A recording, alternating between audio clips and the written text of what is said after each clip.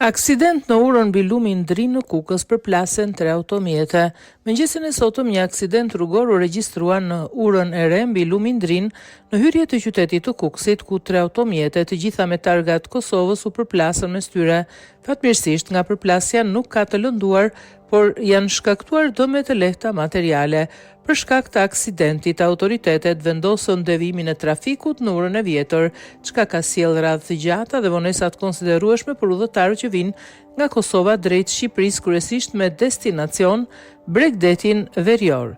Autoritetet e përfshira në aksident ishin nisur drejt plazhit të Velipojës, ndërkohë trafik i rënduar është shënuar edhe në autostradën Morim Milot, ku fluksi i automjeteve që udhëtojnë drejt Bregdetit ka sjellë ngadalësim të lëvizjes dhe formimin e kolonave të gjata.